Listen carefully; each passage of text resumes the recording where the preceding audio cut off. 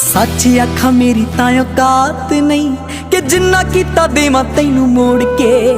मैं मंगदा हाँ तेरी तंदरुस्ती सच्चे रब अगे दोवें हाथ जोड़ के।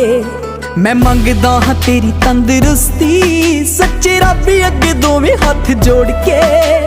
मेरे हिस्से दे भी दुख सिरां नाल सैंदा अपने जो दिलां च लको गया।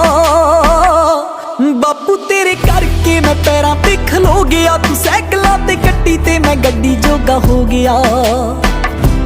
बापू तेरे करके मैं पैरां ते खलो गया। तू सैकलां ते कट्टी ते मैं गड्डी जोगा हो गया।